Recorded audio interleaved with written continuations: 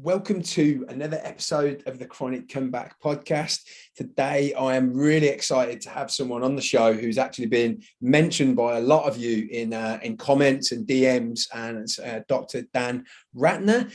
So just before we get into the story, I'll just give you a bit of a brief introduction. And Dan is going to talk about it today, but he had a profound life-changing experience resolving his own chronic pain and has since become a leading expert in the field, curing hundreds of pain sufferers with both scientific and logical methods. In recent years, he uses experience and education in mind-body issues to develop 8-session seminars to teach people about the mind-body process.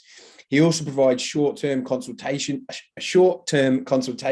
model to follow when necessary that has extensive success curing pain in 4 to 8 sessions.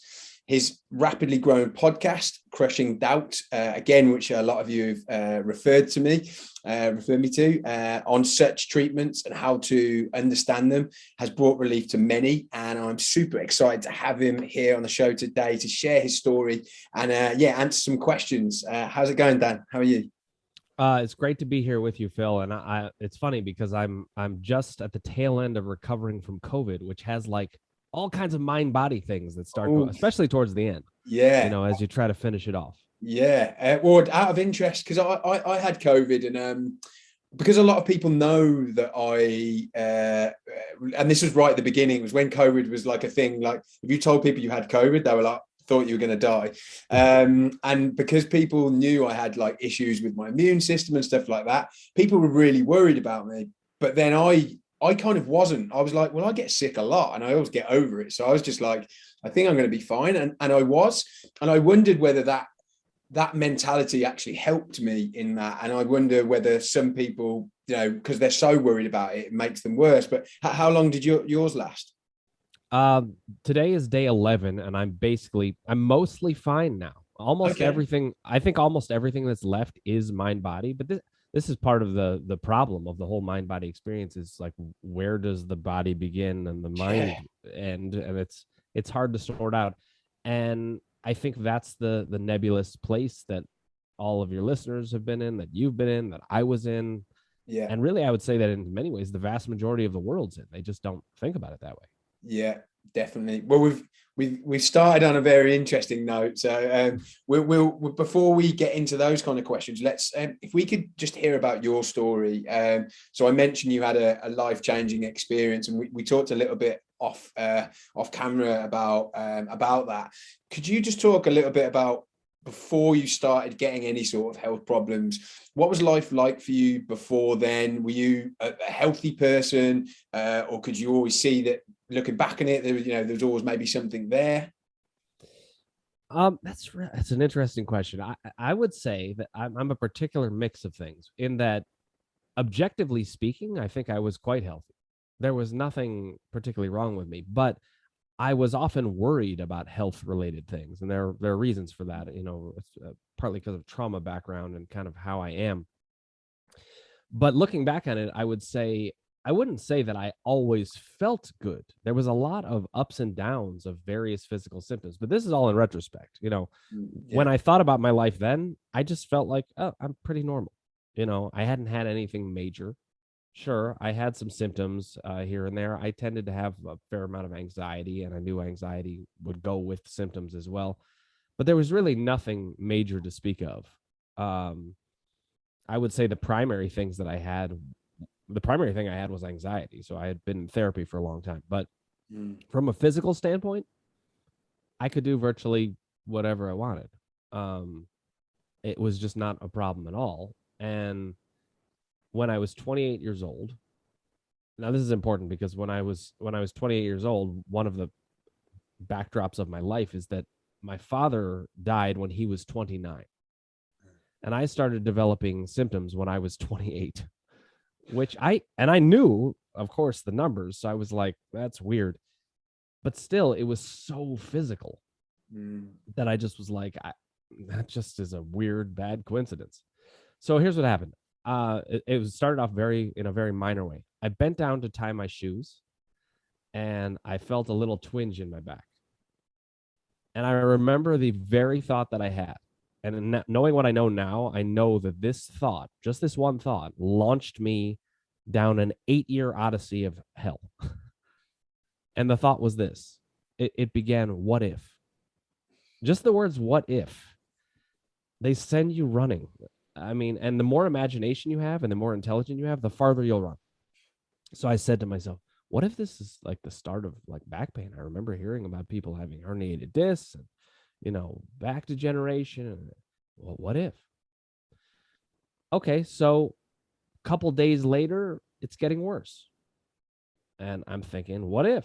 That what if is just continuing to push me down the line. And I'm thinking, okay, well, I guess I can go to a doctor and get it checked out at some point. But I also was just like, well, but I fought back a little bit. I was like, maybe I just tweaked something and it'll get better. I should, fight back against it. But that nagging worry was there. And it just built and built and built. And it got worse and worse and worse and worse. My back muscles started to get really, really tight. And then not too long into it, maybe probably like 10 days later, it's a little hard for me to remember at this point because this part, even though I've written it down to try to remember it, probably about 10 days later, I had just the most wrenching back spasm. And that is terrifying. You don't know why it's happening. The pain is excruciating. You don't know when it's going to happen again. You don't have an explanation of why it's happening. I was like, what? I guess you turn 28 and you bend over to tie your shoes and then your life is altered. Like that's how it feels, I think, for so many people. And I know with your story, it was a similar type of thing. You get a tick bite and suddenly your whole life is different. Yeah. And it doesn't make a whole lot of sense, but we don't have ways of talking about it, generally speaking, that make sense of it. So we start going down that path and our brains are spinning and spinning and spinning. And I remember talking to family members and I had plans to go see the doctor soon, but first I was just trying to get a handle on it, like what's happening and trying to get reassurance. And some people would even give me reassurance, but it all rang hollow because I had no idea what was happening or why. So the spasms kept ramping up more and more and more. And eventually I was having probably hundreds of spasms a day. And it was completely dominating my life. Everything changed. I couldn't play basketball anymore. I couldn't do any of the things that I wanted to do. I could barely, if I sat down in a chair for more than 5 minutes, when I got up, I would spasm. When I would try to sleep, I would spasm in the middle of the night. So there was no rest, no relief from it. And so I was like, okay, I got to go the medical route. I've got to figure out what's going on here. I guess something is wrong. And I went to a doctor and she said to me, this was one of the worst meetings I ever had. She said, it's very typical that people, your age start to get these issues. And, and then my imagination went to another kind of what if and set up another trap for myself. And I wanted to ask her because I was asking for reassurance. I said to her, am I going to have this for the rest of my life? And all I needed her to say is, no, probably not. Instead, what did she say? Probably. Oh, no, God. She said probably. And she said it with a smile on her face even. I was like, what is going on here? So here's the thing. You know this well. It's like a hall of mirrors when you enter these places and you're trying to figure out what's happening. And you've got this whole supposed adult, responsible, trained, educated world that's going to help you. And then you start hitting roadblocks where you're like, okay, so not only do you think I'm going to have this for the rest of the time, you don't even seem to care whether I'm going to have it. You have no plan of what to do. And so I asked her, I held it together as best I could, but I was like, so what do I do? And she recommended that I go to physical therapy. But how much faith are you going to have in a recommendation from somebody who tells you you're not going to get better anyway? Like, what was I even doing there? But, we grow up in a society that thinks we should trust these people. They're the ones who can help us. And by the way, doctors do help with a lot of things, but they don't help with this kind of stuff. really, really, really not. And there are reasons for that, which we can certainly get into. I'm happy to answer any questions from my vantage point about it, even though I know you know a lot about it. But I went into that physical therapist's office with, a third the confidence I had before I saw the doctor. And then I talked to the physical therapist and I said, okay, here's my situation. And he said, okay, I think I know what's going on. And I was like, oh, thank God. You hear those words. You're like, okay. So I start working with him. And then, much to my dismay, I'm doing the exercise he's doing, and he's looking at me like he's all puzzled as to what's going on. I'm like, how can you be puzzled as to what's going on here? Like, I can't be that rare. What's happening here? So now the medical field has already shown me signs that they don't know what's happening. Now the physical therapy side is saying, oh, this is kind of weird. And they refer me to a back specialist, another doctor. But he's a specialist. So I'm like, okay, well, if he's a specialist, that'll help.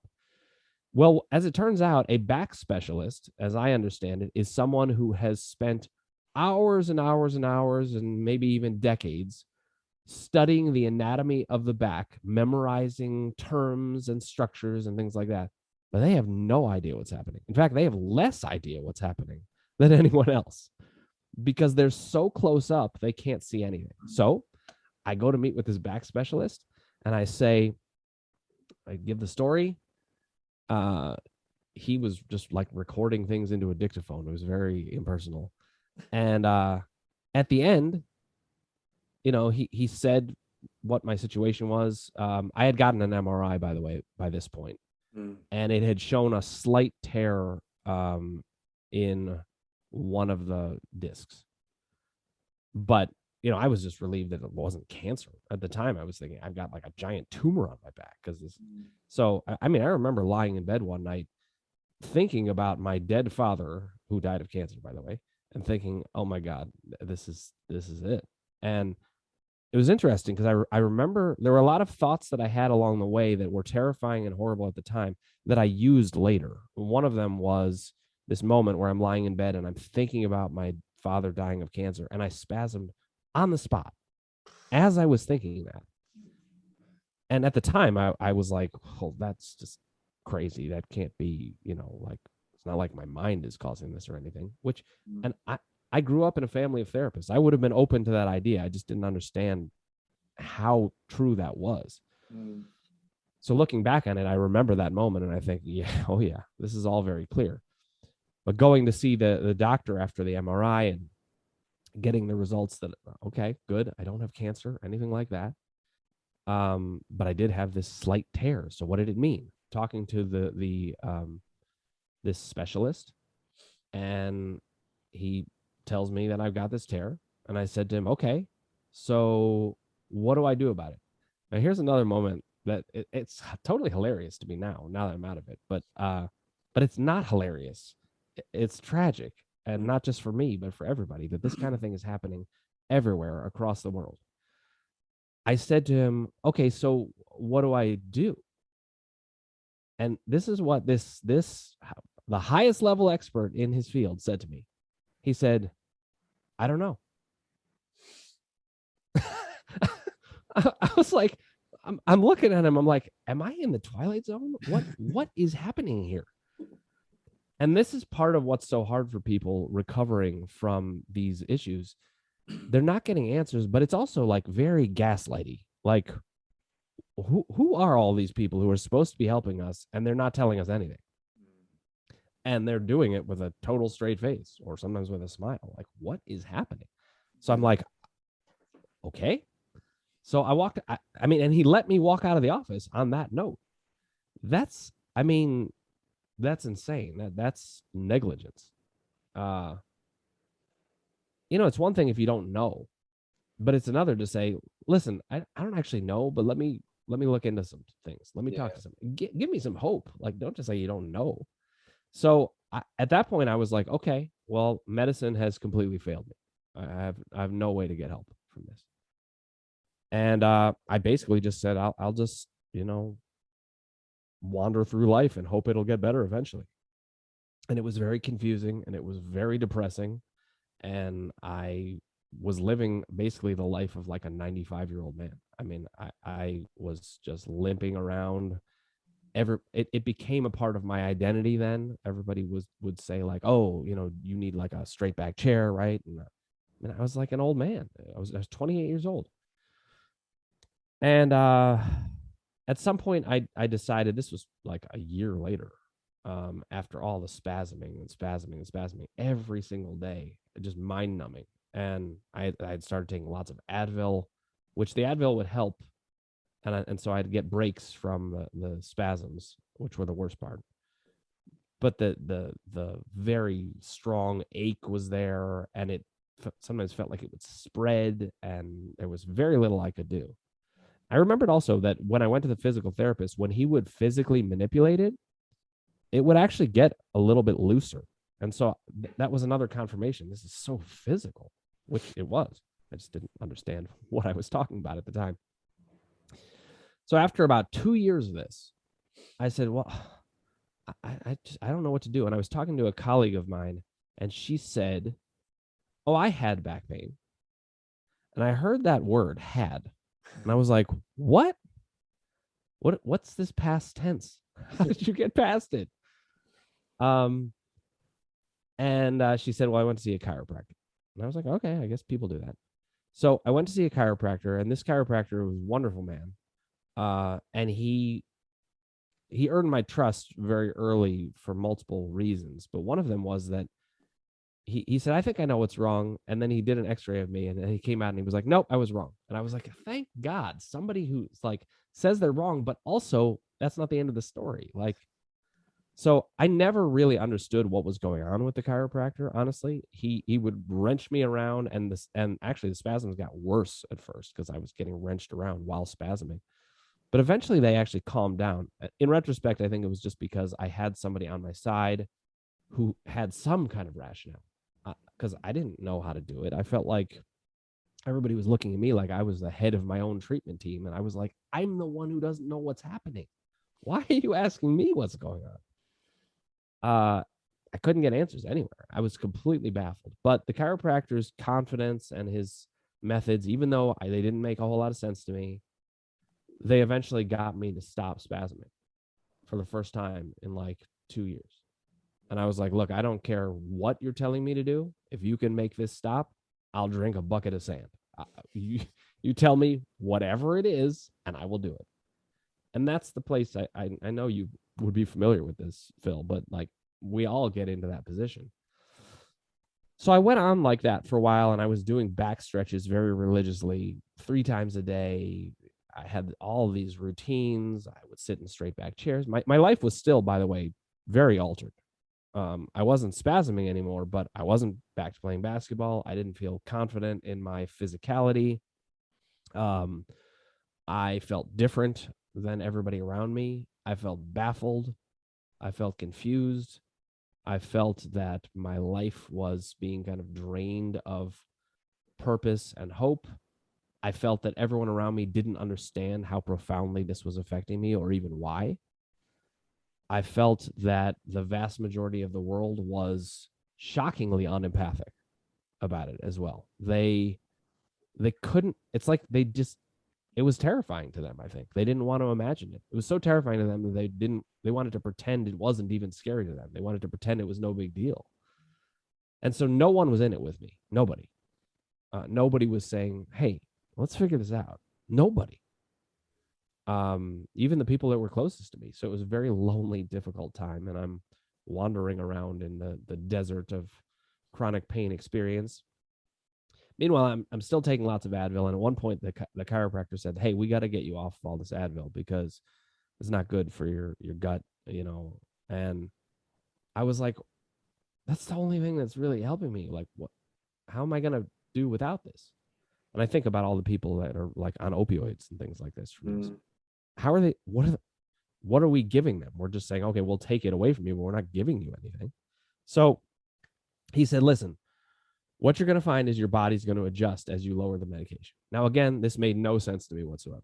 I was like, so you're telling me I'm going to be fine with no medication eventually when the medication has been helping. But I was like, okay, you've been right about certain things before, but it never made full sense. In any case, I went through the process of weaning down on it, and I was shocked to find that it actually did.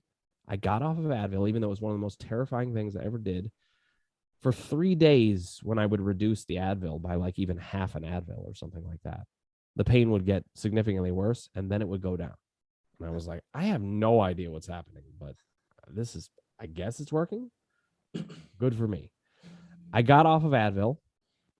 I still wasn't spasming, and I was like, I guess these back stretches really, make a big difference or whatever. Totally baffling to me. Then at one point, the chiropractor suggested to me, okay, I think it's time. We got to get your core strength back up. And he was like, I want to assign you some exercises. They were like, these were exercises that were like probably from like a rehab center for 90-year-olds. I mean, they were like the lightest exercises you could ever imagine. But he also wanted me to do a push-up, just one. And I had stopped doing virtually everything. And so I started doing these exercises, and they were little things like bending my toes out and breathing in a certain way, and then bringing them back in. And I'm not kidding you. I felt like as sick as a dog after it. I felt like I had crawled out of a refugee camp. Like I was in that bad shape. And when I went to do my first push-up, I put my hands on the ground and my arms were shaking like jello. I couldn't even do it. I could not even do one push-up. It had been 8 years. That's a long time to have your life so physically altered, and not only physically altered, but mentally altered, because I was so alone with it and nobody really seemed to understand. I felt like I was living. It was like I was looking in a glass panel at the rest of life and being like, look at all you in there having a good time for 8 years. That's a long time. And not only that, it was 8 years where I had no sense that I had hope of getting out. None. I felt like, well, this is the best I got. I've got this chiropractor. I hope nothing ever happens to him, because what am I going to do? So I was really not in good shape, but eventually I was able to do a push-up. And I remember that being like I remember being amazed by it. I was like, nothing has changed. Like, I don't think my back has healed after 8 years. Like what? And none of it made sense. I was like, why does a slight like herniated disc lead to this? And why do so many of my peers not have any of this stuff? Nothing made sense. But I pushed through it. I started being able to do push-ups. I still wasn't spasming most of the time. Occasionally it would happen, and then I'd get all freaked out because none of it made sense. If nothing makes sense, how can you feel safe? Even when it's getting better, if it doesn't make sense, how can you feel safe? So this all continued for a while, and then the chiropractor gave me the greatest gift he ever gave me, even though he didn't know exactly what he was doing. He mentioned Dr. John Sarno to me. Dr. John Sarno, you're probably familiar with him, I would imagine. Yeah. He mentioned to me, read this book. It's called Mind Over Back Pain, which was Dr. Sarno's first book. It's a really short book. And he was like, just don't read his other stuff. He goes too far with things. That's what he said. As far as I'm concerned, he didn't even go far enough, but Sarno saved my life. So here's one of the problems. When you are dealing with chronic pain, or at least this was true for me, and you're handed a book and you're like, maybe this can help you. To me, it just felt like, well, I'm at the bottom of the barrel. You've been trying to help me for years, and now you think a book is going to help me? How is a book going to help me with something physical? I just was baffled by it. So I put it on a shelf and didn't read it for 9 months. And then eventually I was like, I got nothing to lose. Let me just check this out. So I check it out, and very quickly into it, it's making sense to me. One of the great things about Dr. Sarno, first of all, it was very important to me that he was a medical doctor, a well-trained medical doctor. That gave me confidence. It made me feel like, okay, this is somebody who seems to be making sense. And then what he would describe made even more sense. He described the mechanisms. He described how the mind can actually change the body. And this is when I realized, oh, The term psychosomatic doesn't mean it's in your head. It means it's from your head, but it becomes real in your body. So I started to get some explanation for this. And I was like, oh my God, this makes sense. Now, I didn't get changes right away, but I started to get some hope because for the first time, something seemed to make sense. And I read it and I kind of tried to metabolize that. And meanwhile, I was still doing all my stretches and all that sort of thing, going to the chiropractor. And I also even remember thinking, like, what do I tell my chiropractor that I'm starting to believe this guy from a book that he gave me that I'm not supposed to believe fully, but I think I am believing it fully. It was so now the one guy who was helping me, I felt like I was almost betraying. And then I was also thinking, if Sarno's right, I'm not going to need the chiropractor. How am I going to tell the chiropractor like it's over after all that he did for me? And he gave me Sarno. It was a crazy situation. So then I said, okay, I think I need to know more about it. And I read Dr. Sarno's last book, The Divided Mind. And The Divided Mind blew the doors off it for me because it explained virtually everything that I needed answered in terms of me being able to be certain that this is what it was. And 3 days after reading The Divided Mind, I was doing flips in the pool.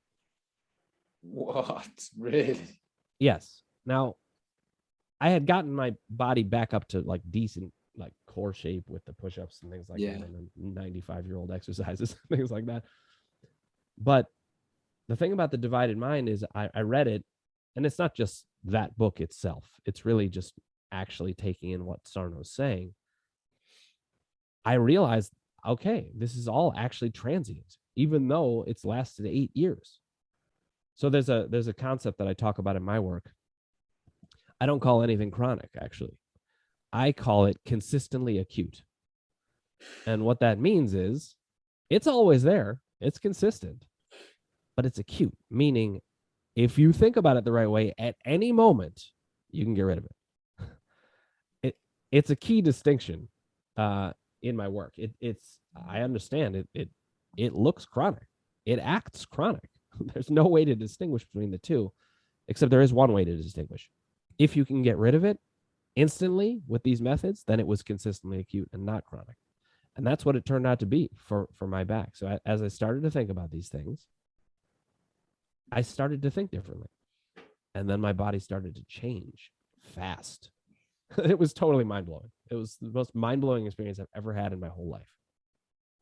And that changed me in all kinds of ways, which we can get into in whatever way you want to go to. But that's the gist of the story. And when that happened, I thought to myself, there is no way that I can't devote my life to making sure everybody knows this in one form or another. Because over 8 years, why did no one I know, not even one person I knew, mention Sarno to me? In 8 years. And if they had, I could have been fine much sooner.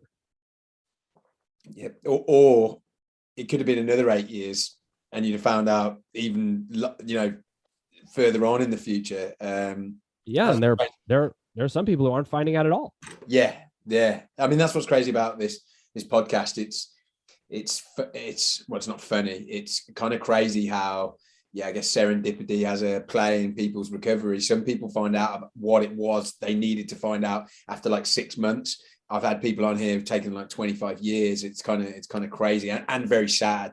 I've got loads of questions for you based on what you said. First of all, it's just like, I'm sorry you had to go through what you had to go through, but I guess, I mean, correct me if I'm wrong, it's probably made you the man you are today. And I imagine there's a lot that you through what you've been through, your life must be so much different, but maybe better as a result.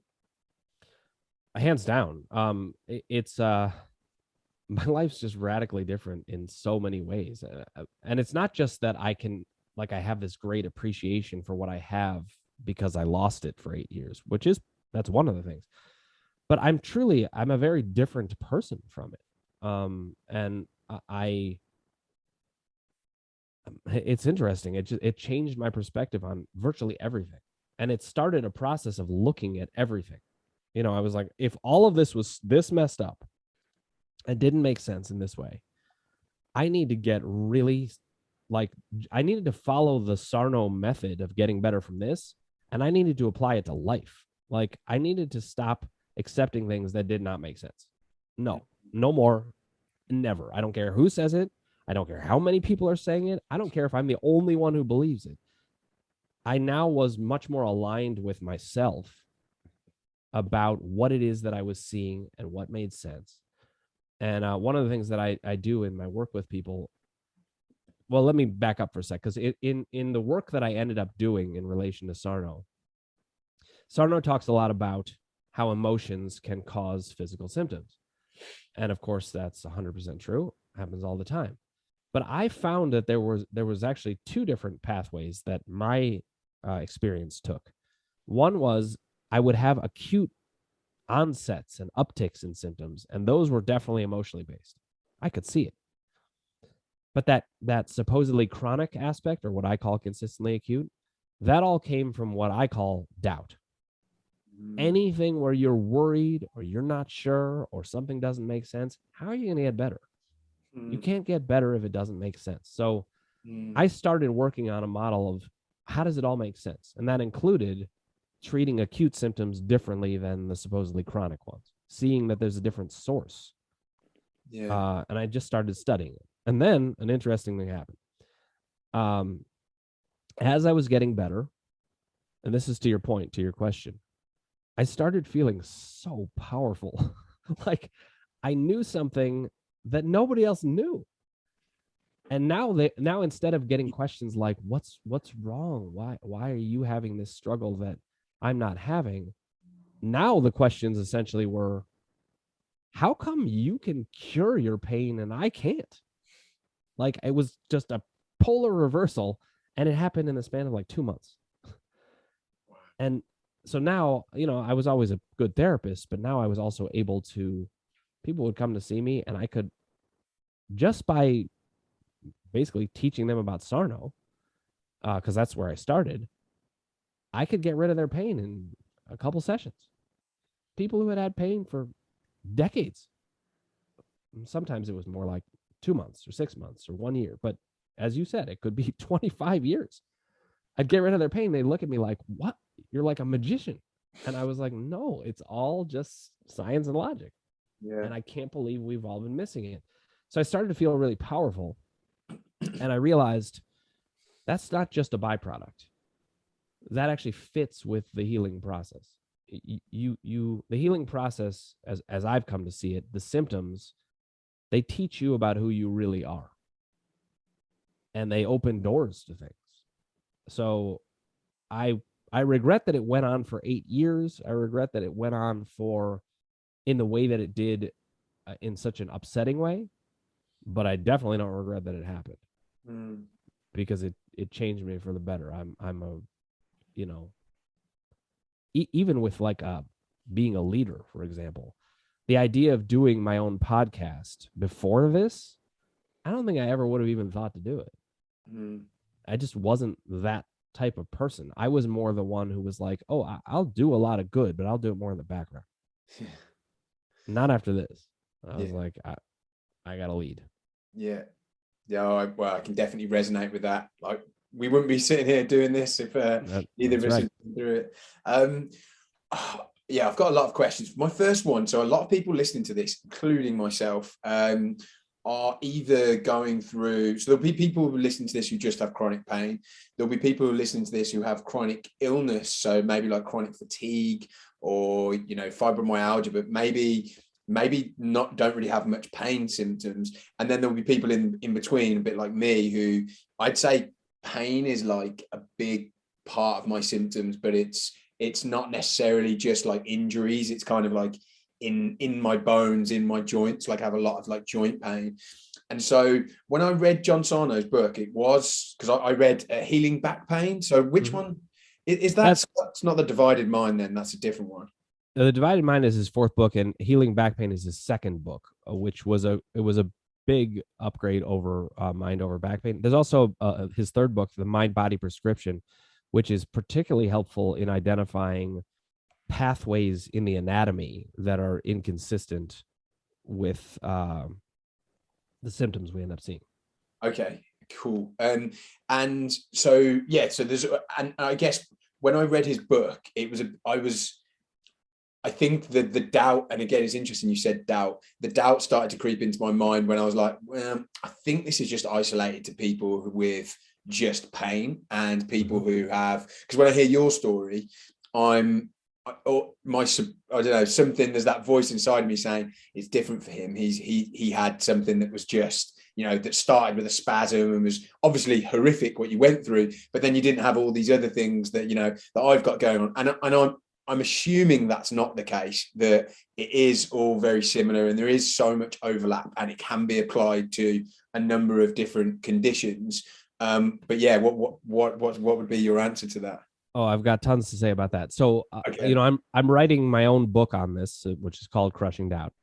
And in it, I'm very careful I constantly say chronic pain and other symptoms. I almost never don't say that because, yes, when people hear my story, they think, oh, yeah, well, Sarno discovered a great treatment for back pain. But if you think about it, that makes no sense. It makes no sense that there's some magical solution only for back pain, but there wouldn't be for joint pain, or there wouldn't be for vertigo or heartburn. Listen, when you go head to toe in the body, my rule of thumb is this: if the body can do it just physically, then the mind can use it. So every symptom there is, I don't care how bizarre it is, even, or seemingly bizarre, it can all be mind body. Now, I tell people, listen, go to a medical doctor just to get checked out, just to make sure that there's nothing that is related to a major medical condition that's very clear and needs to be treated. But beyond that, I don't think of pain as any different than any other symptom. And that's a very important distinction that I'd want a lot of people to know, because it really is true. A lot of people hear sometimes even my work, and they, even though I'm trying carefully to say it can be other things, they hear it as you had pain and you recovered, but I don't have pain. It doesn't matter what it is. If it's a physical symptom that doctors cannot trace to a very, very clear medical etiology or a very clear, like, catastrophic injury, and injuries, by the way, heal, so they shouldn't last either, then it can be a mind-body experience, and usually is. Okay. And even when I think back on it, when I think back on my life, yeah, I had this event when I was 28 that led to back pain and an 8-year odyssey of hell. But the fact is, I was somaticizing my whole life. I sometimes would feel nauseous or dizzy or have other stomach issues. Or I remember when my mom would go away when I was a little kid, my knee would hurt. And I remember that, but like, I didn't know what that was.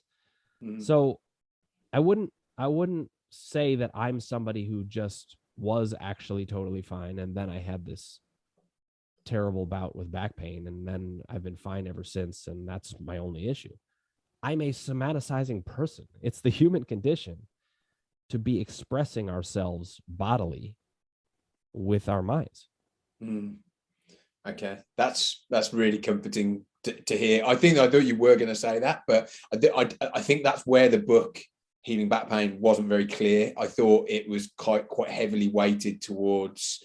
I thought there could have been a version done for maybe different illnesses as well, and I think maybe people in more like chronic fatigue, Lyme disease, stuff like that. I don't think they check out this kind of work enough because they think it is just chronic pain. So yeah, I'm really glad you said that. And so one thing I thought about the book, which was interesting and which I've really tried to keep in. So just to give you some, I guess, kind of context, I used to kind of like, when I started to have all these symptoms, I could still do sport and I could still go to the gym, but I was in a lot of pain and I would like push myself through it. And I'd just be like, no, I'm going to, almost like a fuck you to this, what I'm going through. I'm going to do it in spite of it.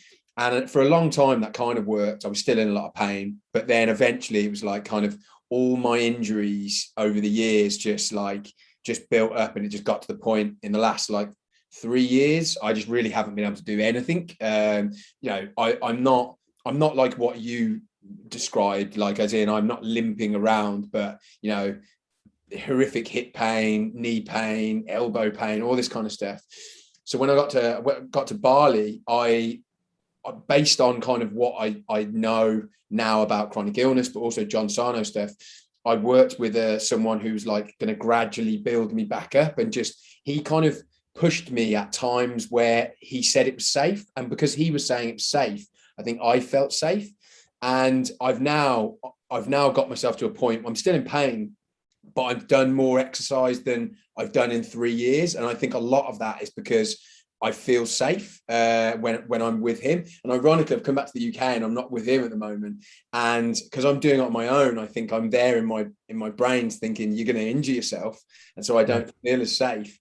And so that's kind of like where I'm at. I just wanted to give you some context on that. But I think for a long time, I went and tried every single treatment, like physical treatment you can think of, like physios. I've seen so many physios, so many chiropractors, so many massages, all these kind of things. And in the book, it said that every time you're doing that, you're feeding your mind. I think this is what it said. I read it a while ago.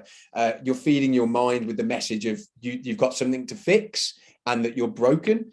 Is that right? So like any sort of like massage or any sort of like physical thing that you're trying to do to maybe heal, ease a bit of pain, that feeds into that kind of mentality. Is that right? Well, it's a great question. Here's what I say about it. It depends. Every human mind is different. What I would say is this, and this is why I focus on doubt. Anything you do that increases your doubt is more likely to create symptoms.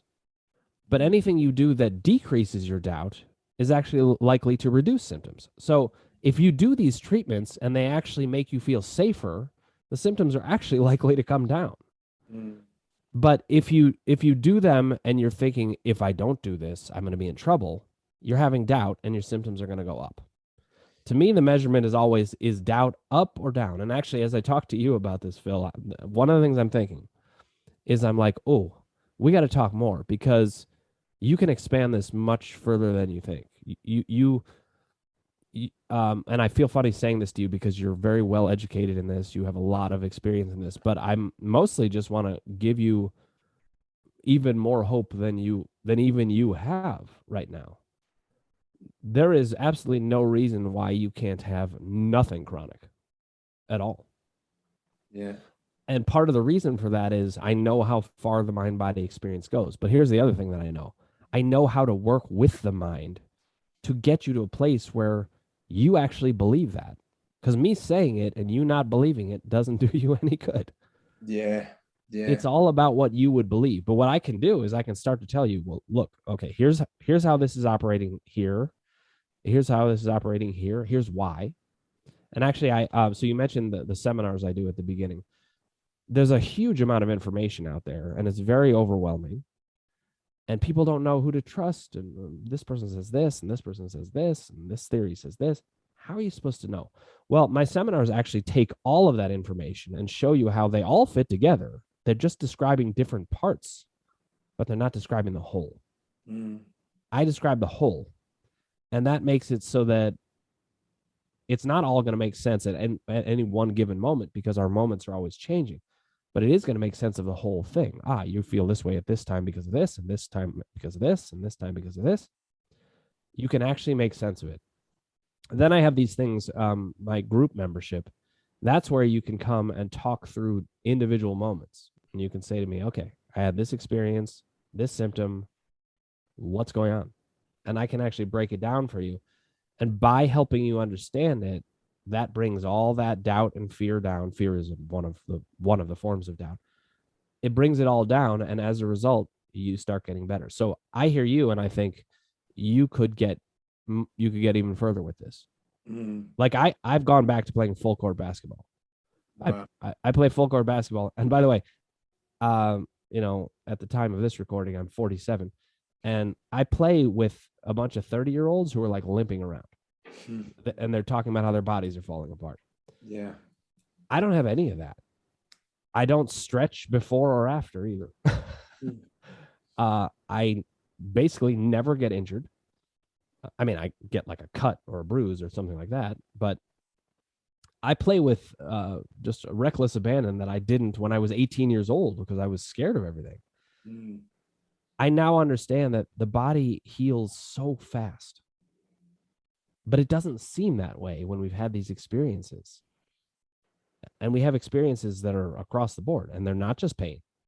They could be illnesses, like we started this conversation with the fact that I had COVID. Even me, knowing what I know, I got COVID, but you hear about long COVID and things like that. And your mind's like, oh my God, what's going to happen here? So I have a very active process with my mind to kind of attack these thoughts and bring down doubt and get me to a place where I start to challenge certain notions. Like maybe I actually don't have to have any pain. Now, I have acute pain. It is the human condition to have symptoms sometimes. But I could help you not have anything chronic. And I could also help you not feel, and I don't just mean me, but the information that I have or that other people have. We could get you further where you wouldn't have to feel so scared that you're away from Bali and you're doing it on your own. It's all about having full confidence. But how do you have full confidence? You have to have a total belief system that makes sense. There's just no way around it. If it doesn't make sense to you, what are you going to do? So how do you, because so so many people that I've had on this podcast who've recovered in a large number of their episodes that we've done have done some kind of like brain retraining. So like limbic system, amygdala, brain retraining, where essentially they've been stuck in fight or flight for so long, and their nervous system is constantly in fight or flight, and this is essentially getting them out of that on a day-to-day basis and training, developing new neural pathways so that they can think in different ways, which I'm going through. I'm doing a program now at the moment, but I do, it's so, and I think everyone finds it so difficult. It is so difficult. A lot of it involves a visualization, tapping into like certain feelings, and I find that incredibly difficult.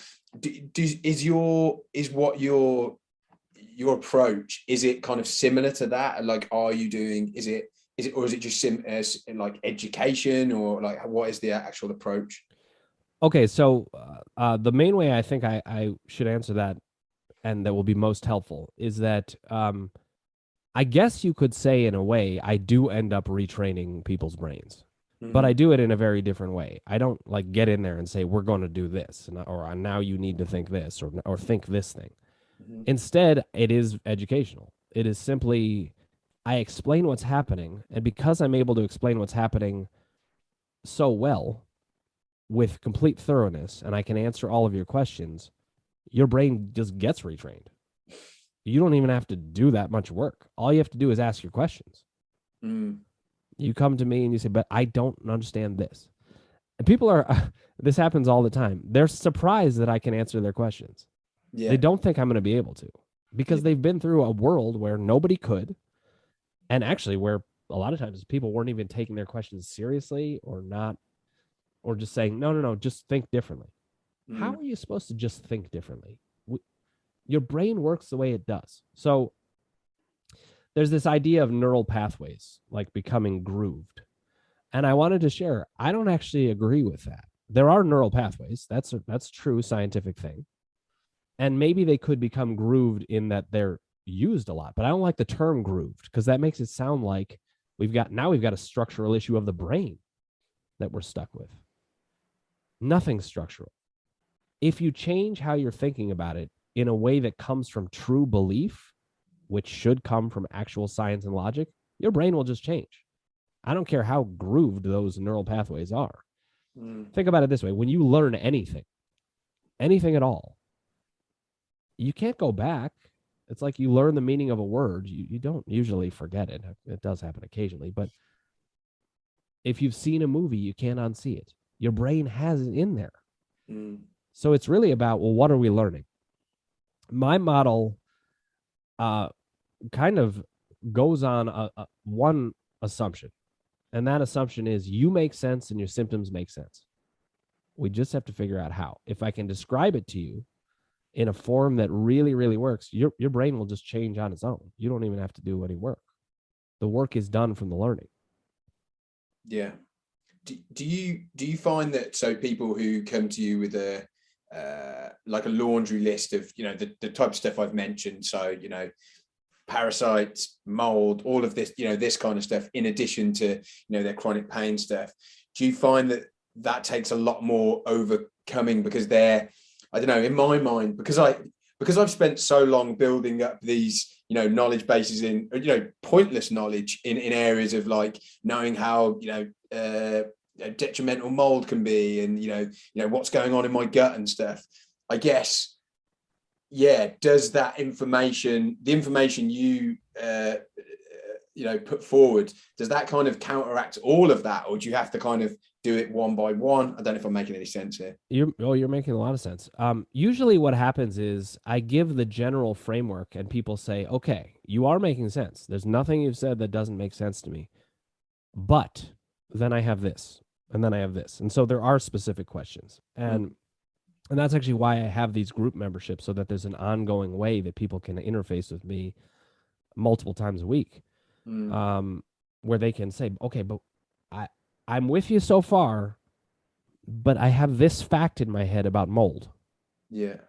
And I have to actually help them find a way to combat that thought that actually puts it to rest. You can't fake any of it. Yeah. You know, now this doesn't take, though, as long as you might think, because if we master one of these thoughts, it tends to weaken the others. You know, like let's say I'm helping you and I convince you, you know what, the mold thing really is just a mind-body thing, actually, even though you're like a mold expert compared to me. Let's say I get you past that one. Yeah. And then you're dealing with another. Well, you're going to remember that I got you past the mold one. And you're going to start to think, maybe I can get past all of these. So usually if I knock out one doubt, all of the doubts get weaker. And ultimately it is about, I have to make sense. If I do not make sense to that person, I'm not going to help them. So I study what's going on in your mind, what doubts are coming up, what questions are still there. And we do have to get specific for a little bit. But when that starts to happen, because you've got the overall framework that I usually build out in the seminars, or however I talk to people in a consultation or whatever, then we can start to get into some of the specifics, and then people start to see results. And what's more convincing than results? You know, so even if I reduce, let's say you're having mold related symptoms in your mind, or you're not even sure if they're in your mind, you're just having the symptoms. And I'm able to reduce them by 10% just by talking to you one day. You're now going to wonder, what was that? And how far can this percentage now go? And ultimately it is simply about the fact I have to make sense to you. And that was my experience. You know, things didn't make sense to me. Even when I read Sarno, I had all kinds of questions. You know, Sarno said some things that did not make sense to me. Here's a good example of one. He said that mild oxygen deprivation causes the pain in the muscles. And that is what the whole system is. And I thought to myself, that was before the divided mind, actually. It was mind over back pain. And I said, okay, but why? Why do I have this and not other people? And he described some of that in terms of the personality structure and stuff like that. But I was like, there's thousands of symptoms. It can't all be because of one delivery system, oxygen deprivation. So when I was reading The Divided Mind, I got to this key moment. He mentioned a woman named Candace Pert. Have you heard of her? No. Okay, she wrote a book called Molecules of Emotion. And Sarno just mentions her briefly in this. I'm not sure how deeply he delved into her work, but I decided to actually read Molecules of Emotion. I went ahead and read it. And she described the mechanism by which the brain can control every cell in the body in every single way, making it do every single symptom possible. Wow. And I was like, yes, now someone's making sense. I'll just give you briefly what it is. There are these things called peptides. Peptides are essentially, you may know this, but the neurotransmitters of the brain. Peptides can go throughout the body. They travel in the bloodstream. The brain can tell any cell to do whatever it wants to do, and it'll just do it. The brain can be like, get rid of all your fluid. And it does. The brain can say, get your pain receptors firing. Boom, it happens. This showed me why there's such a wide range of experience in mind-body experience, and why it can be anything at all. The fact that that made sense to me settled things. Now, I did another thing. I went to see in the Divided Mind. One of the great things about the Divided Mind is it doesn't just talk about pain. In fact, the second half of it, there's all kinds of other practitioners that talk about other issues like hypertension or rheumatoid arthritis, like very different stuff. And these are great doctors and therapists. One of the therapists in it was a guy named Eric Sherman. And I went to see Eric Sherman. This was before I read The Divided Mind, actually, I think. I kind of lost track of that time. It was soon after or maybe before that. And I said to Eric, okay, so I believe I have this, what Sarno called TMS, which is tension myositis syndrome, which is just another term I use for mind-body stuff. And I described it, and he was like, oh, yeah, you're a poster child for this. But he couldn't see me in his practice because I was in a therapy, and he was a therapist. And he was like, his kind of way of thinking about it from a very psychoanalytic tradition was, I don't want to interfere with the treatment that you have going on. And I thought to myself, man, I'm getting screwed every which way. I can't even get the help, even when it's right here, So I was like, I guess I have to fire my therapist just to see you. And like that seems weird. And I here's what I thought. I thought, I'm tired of everybody being like these therapists. I'm tired of them being mind-body informed therapists. What I need is a therapy-informed mind-body expert. I don't care about therapy. I want to be better. People who are in pain, they don't care about therapy. They want to get better. And so that's what I do. I almost don't even consider myself a therapist anymore. Exactly. I'm a therapy-informed mind-body expert because of this. But I did have one great experience with Eric. He said he couldn't see me, and I said, okay, can I just ask you some questions? And I asked him, I swear to God, it must have been over 200 questions in a 50-minute session because they had built up over 8 years. I had so many questions, and he answered them brilliantly. And that one session helped me more than probably anything else other than reading Sarno in the first place, or ultimately my system that I built. So what I realized is getting your questions answered is key. Yeah. It has to make sense to you. Yeah. Yeah. Do you, are the people who come to you, the people who, and I shouldn't focus on the negative, but maybe it's just the way my mind's been built up. Let your mind go right where it goes. This is where we need to go. But the people who you find don't get the results with you when they come to you, what would you say the main reasons are? Honestly, there are two reasons that people don't get results coming to see me. One, they give up. Right. If they go away, I can't help them. Yeah. It doesn't have to take that long, but it is true that there are people who just they give up for whatever reason. They might decide that this doesn't. I can't have hope here, or whatever. Or sometimes people are like, I'm not getting results, and I tell people, don't focus on the results yet. There's a process. Yeah. Focus on whether the process is making sense. If it's making sense, we should be headed towards results. Yeah. But the other group of people that doesn't get better are people who basically don't see that doubt and fear are running the show. If they can't see that, then they think that their doubts and fears are just facts. They're like, I don't see how you would help me because, and then they list a doubt or a fear. And I'm like, that's not true, actually. I understand you think it's true. I understand you have lots of evidence that suggests it could be true, but you have to question it. So the people who can't question doubt and fear and just get caught in that loop, they don't have the success. Generally speaking, though, because I know that, I can break through even with them. Because I can say to them, hey, this is what is stopping you. If they are able to take a step back and think about that, then they start to make progress and they move forward. So I have a very high success rate because I have a system that is designed to deal with every problem. Even when people are like getting ready to leave, I tell them, listen, the only reason this won't work is if you leave. Yeah. Yeah. That's interesting. And I'll prove it to you. And I'd say, I'll prove it to you. It doesn't have, I'm not telling you to come see me for 3 years. Yeah. Yeah.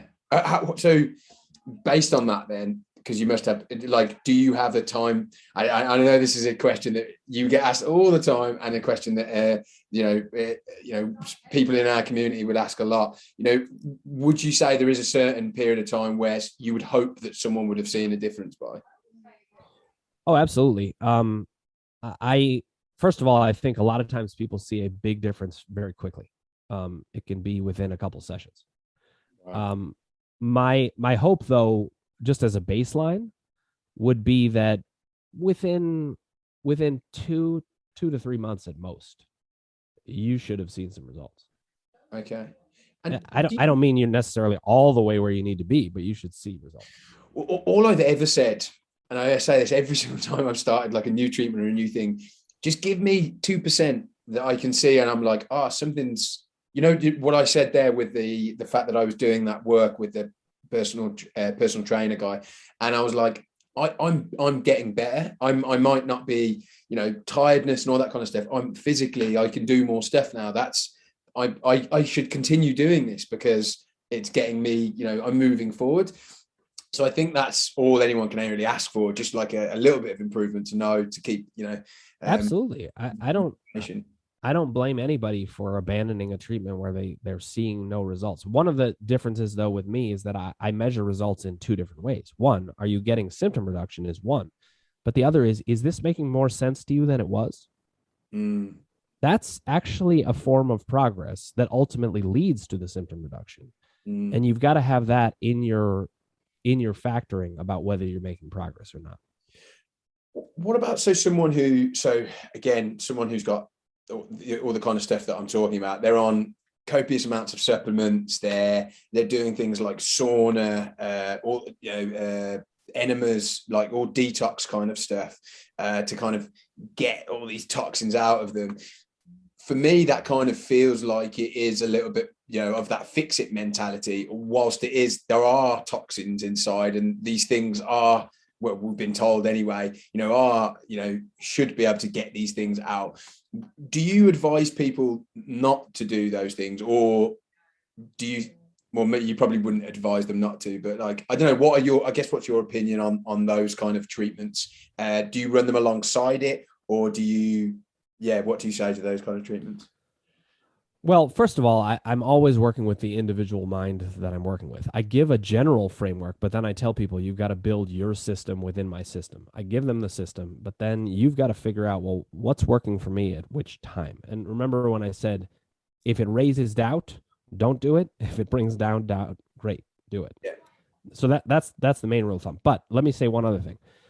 When it comes to treatments that address things like toxins or treatments that try to retrain the brain, my feeling is this: it's all going to take care of itself when it makes sense and you feel safe and you know what to do.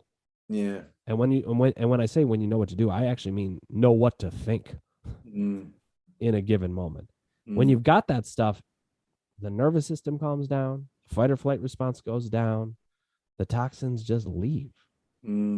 Because the toxins are all coming from the main source of, I'm freaking out here.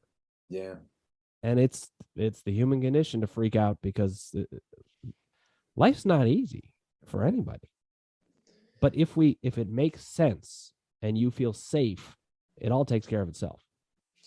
Do you get people? So something that I now don't subscribe to for myself personally, but I'm sure there are people out there, is that because I had my DNA tested because I was told to do that. And, I think like a lot of people going through, what I'm going through, I have the specific gene, which makes it difficult to detox, et cetera, et cetera.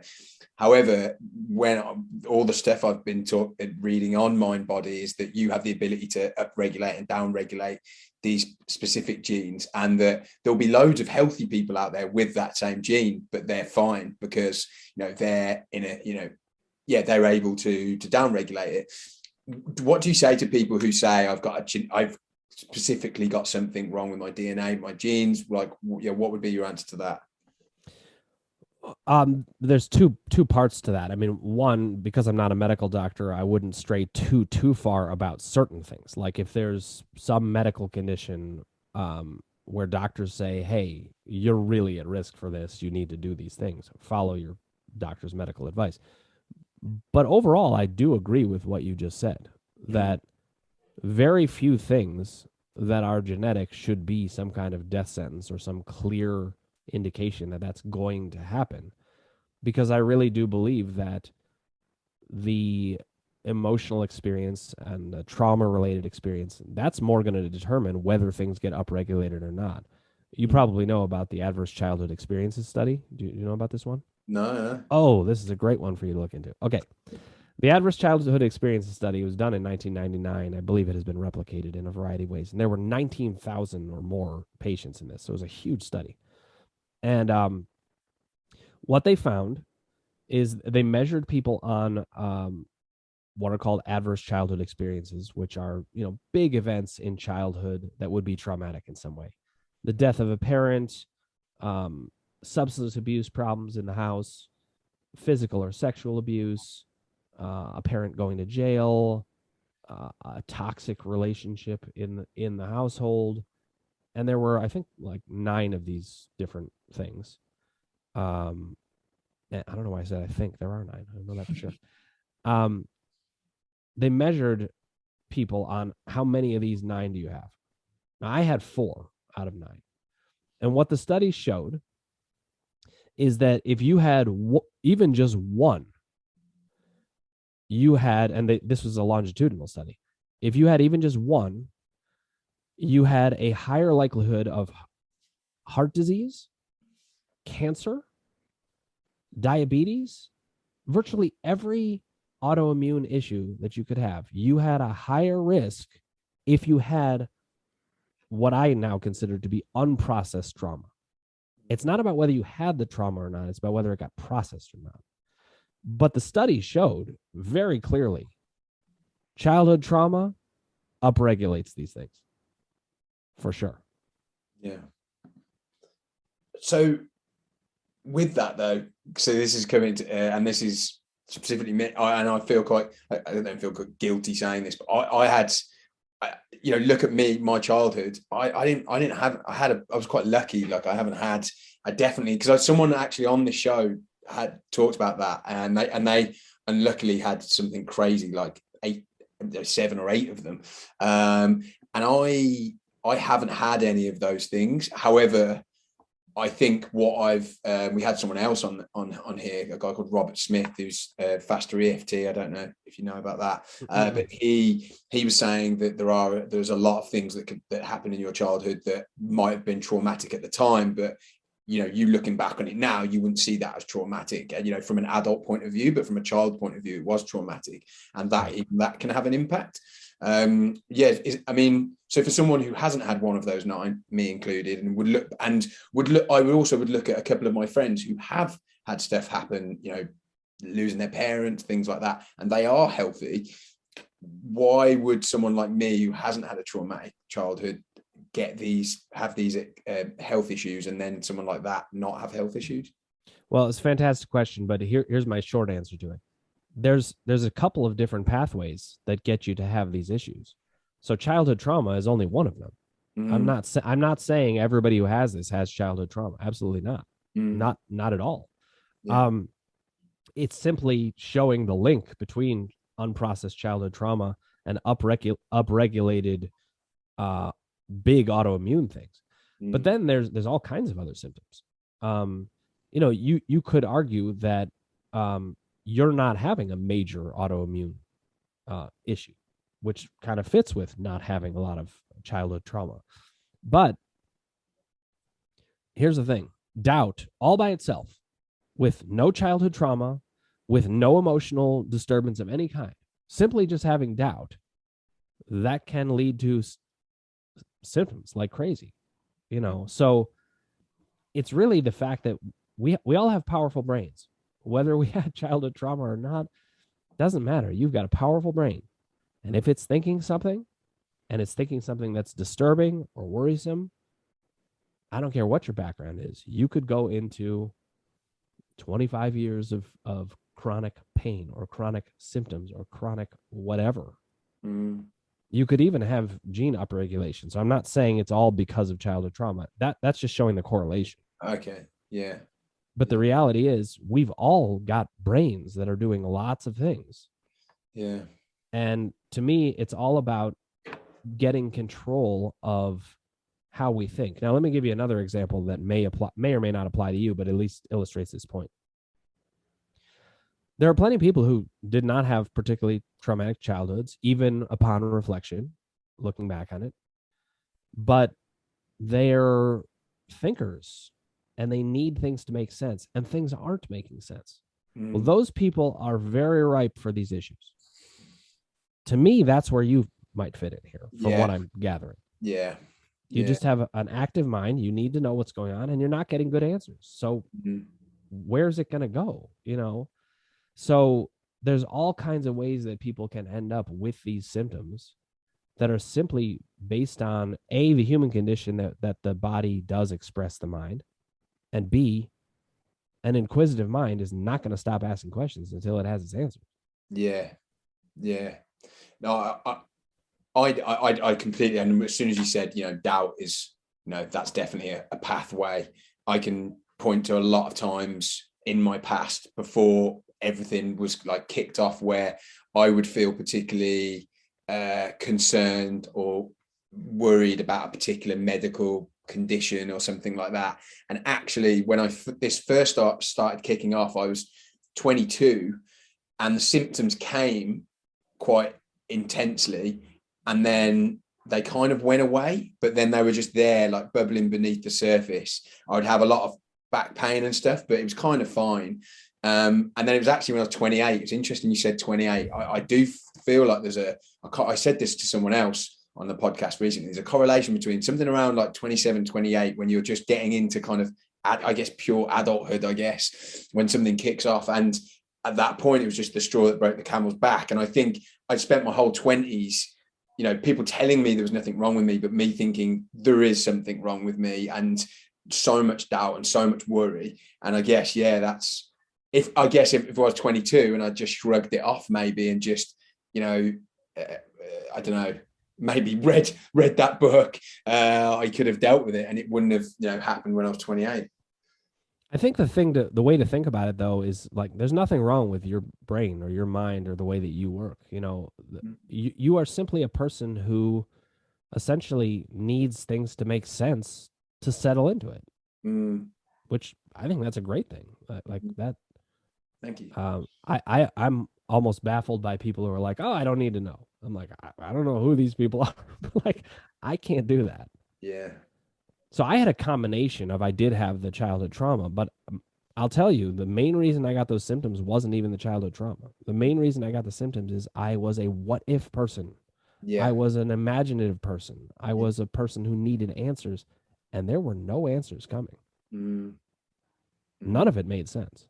Yeah. Now it all makes sense to me, but I had to do a lot of investigating, and it was amazing how buried it all is. Yeah. Wow. Unfortunately, we're getting to the end of the time that we can talk about here. I feel like there'll be a lot of questions that will come from this. It would be really good, and I've probably got more questions, but what we have done in the past, if you had someone on and then we've had a lot of questions come in from the audience and we've done a follow-up Q&A. Is that something you might be open to doing? I'd love to. Yeah. I mean, that's what I do. I answer questions. Awesome. Okay, cool. I mean, half of them might be from me, but that's great. Perfect. You're asking great questions. Awesome. Thank you so much for coming on and sharing your story as well. That was really powerful, but also just answering my questions, and you've got my active brain going in a good way. So yeah, thank you so much for coming on, and I'm excited to have you back on, and we'll need to rearrange that.